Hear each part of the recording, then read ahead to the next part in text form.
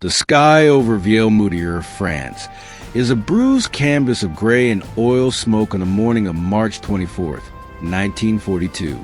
Inside the cramped, vibrating cockpit of a Supermarine Spitfire MKVB, 24-year-old William Franklin struggles against the laws of physics. Seconds earlier, the mechanical symphony of his Merlin engine was silenced by a sudden, violent burst of cannon fire from a German Focke-Wulf 190. Now, the cockpit is an oven of searing heat and the caustic, sweet stench of glycol. The aircraft, a masterpiece of British engineering, has become a coffin of hurtling aluminum. Ash claws at the canopy release, his heart hammering against his ribs with a force that rivals the buffeting of the airframe. The ground is rising to meet him with terrifying velocity, a mosaic of green fields and ancient forests that careen toward the horizon. At the last possible moment, the canopy yields, the slipstream tears from the seat, and for a heartbeat, there is only the roar of the wind and the sickening jolt of the parachute silk snapping taut. Below him, the wreckage of his fighter blossoms into a fireball, marking the end of his war in the air and the beginning of a 3-year odyssey through the darkest machinery of the Third Reich. To understand a man who will become the most persistent thorn in the side of the German prison system, one must look back to the dust-choked plains of pre-oil boom Dallas, Texas. Born in 1917, Bill Ash was a product of family that he described as not so much white-collar as frayed collar. His father was a struggling salesman of ladies' hats, a man whose livelihood depended on an automobile that was frequently repossessed, leaving the family in a state of perpetual financial vertigo. From the moment he could walk, Bill was an active participant in the struggle for survival, selling magazine subscriptions door to door and stacking shelves for pennies. One morning in 1934, while working as a cub reporter for a local newspaper, a young Bill Ash stood among a silent crowd and stared at the bullet-riddled getaway car of the outlaws Bonnie and Clyde. He saw their broken bodies, a visceral reminder of the brutality of his era. This was a world that forged him, a world where the 1929 stock market crash wiped out his meager $200 college fund in a single week, a loss that Ash later claimed put him on a permanent collision course with the established order of the world. Despite the crushing weight of the Great Depression, Ash was a man of intellect and grit. He starved his way through the University of Texas at Austin, working multiple jobs simultaneously to pay for a degree in liberal arts. He graduated with honors, yet found himself in an economy that had no room for scholars. He became a hobo, riding the rails in cattle cars across the American Midwest, sharing what little he had with other displaced men, and honing his skills as a formidable amateur boxer. It was during these years of drifting that he witnessed the rise of fascism in Europe. While the United States remained cocooned in isolationism, Ash felt a moral gravity pulling him toward the conflict. In 1939, fueled by a conviction that exceeded the boundaries of his own citizenship, he hitchhiked to Windsor, Ontario. He lied about his origins to join the Royal Canadian Air Force, knowing full well that by swearing allegiance to King George VI, he was legally forfeiting his American citizenship. He would later remark that he wasn't so much fighting for a king as he was fighting against a tyrant. But the military bureaucracy of the time made no such distinction. Ash was assigned to the 411 Squadron of the RSAF, a unit that would soon become legendary for its tenacity. He arrived in Britain in 1941, during the tail end of the Blitz, and was quickly immersed in the high-stakes world of channel sweeps and bomber escorts. He flew the Spitfire, an aircraft he described with the reverence a knight might show his warhorse. His missions were grueling, protecting Allied shipping from E-boats and escorting bombers on raids over northern France to draw out the Luftwaffe. He was part of the air cover during the daring daylight breakout of the German battlecruisers Scharnhorst and Gneisenau. By March 1942, Ash was a seasoned pilot. But even the best were subject to the math of attrition. On that fateful day near Calais, he was bounced by a swarm of German fighters. He managed to destroy one enemy aircraft before his own Spitfire was riddled with 20mm cannon fire, sending him spiraling toward the French soil and into the annals of history. The transition from airman to fugitive was instantaneous. Upon landing in a field near the village of Vieilleville, Ash was rescued by a French woman named Pauline Lucan, who risked immediate execution by hiding him in her home. She provided him with civilian clothes and connected him to a nascent resistance network. For weeks, Ash became a shadow. He was moved through a series of safe houses in Lille and eventually to Paris, where he was sheltered by a young couple. In a display of characteristic audacity, Ash spent his days in occupied Paris behaving like a tourist. He visited the Louvre and the city's famous bathhouses, believing that the best way to avoid detection was to hide in plain sight. However, the German security apparatus, the Abwehr and the Gestapo, was a suffocating net. In May 1942, Ash was betrayed. He was cornered in Paris and handed over to the Gestapo, marking the beginning of a nightmare that would break lesser men. In the infamous Fraines prison, Ash was subjected to the full brutality of Nazi interrogation. He was beaten, tortured, and threatened with a firing squad.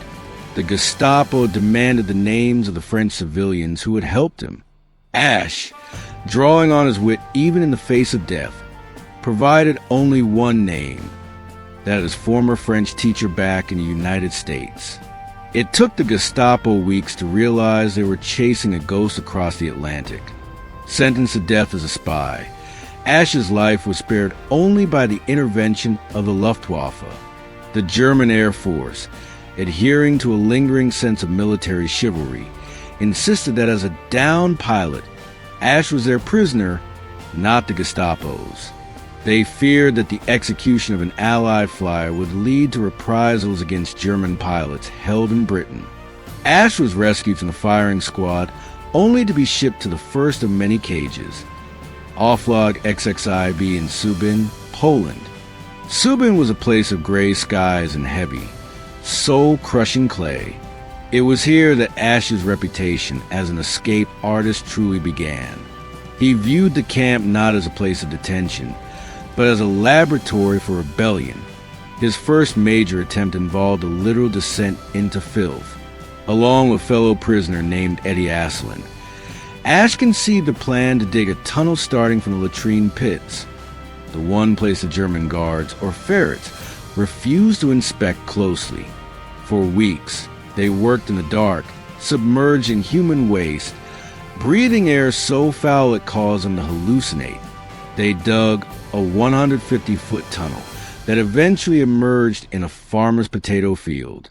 36 men crawled through that tunnel to temporary freedom, aided by forged documents provided by a local Polish teenager, Stefania Malazynska. Ash was eventually recaptured, shivering and exhausted, but his spirit remained unbroken. He was rewarded with his first of many stays in the cooler, the solitary confinement block that would become his second home. By the time Ash reached Stalag Luft 3 in Sagan, he was a legend among the POW population. He was a man of slight frame but iron nerves, which made him the perfect mold for the clandestine X organization led by Roger Bushell. Ash was a key figure in the construction of the tunnels Tom, Dick, and Harry. He spent hundreds of hours underground, shoring up the sandy walls with bed slats and installing a primitive ventilation system made from powdered milk tins. His Texan drawl and anarchic sense of humor provided a much-needed morale boost to men working in the claustrophobic darkness. Yet, fate had a cruel irony in store. On the night of the Great Escape in March 1944, Ash was not among the 76 men who crawled to freedom. He had been caught in a minor act of sabotage weeks earlier and was serving a sentence in the cooler when the breakout occurred. He sat in his cell, listening to the sirens and the shouting, knowing that his friends were out in the cold. When news arrived that 50 of those recaptured officers had been executed by the Gestapo on Hitler's direct orders, Ash felt a grief that he would carry for the rest of his life. Ash's defiance was not limited to tunnels. He was a master of the identity swap, a dangerous game where officers would trade clothes and papers with enlisted men on work details to get outside the wire.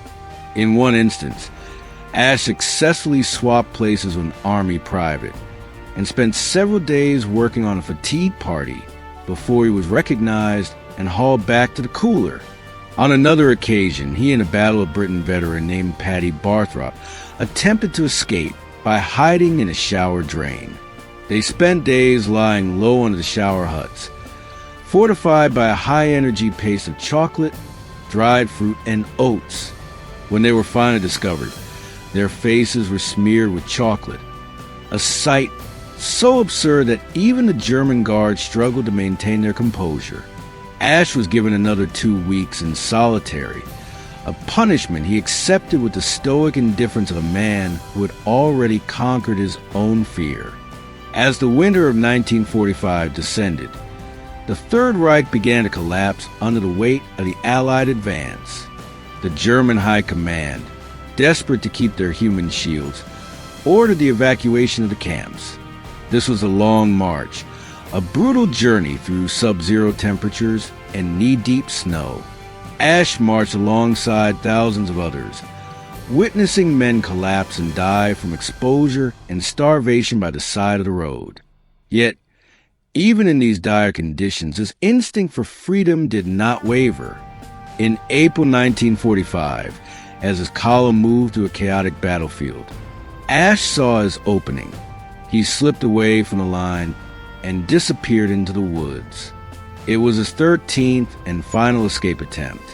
He wandered through the ruins of Germany for days until he encountered a British armored unit. After 3 years of captivity, the cooler king was finally, irrevocably free. William Franklin Ash did not return to a life of quiet anonymity in Texas. He stayed in the United Kingdom, eventually regaining his citizenship and building a career at the BBC, where he became a mentor to a generation of writers. He remained a fierce political activist, co-founding the Communist Party of Britain and dedicating his life to the struggle for social justice. He lived at the age of 96, passing away in 2014 as one of the last living links to a generation of rebels who refused to accept chains.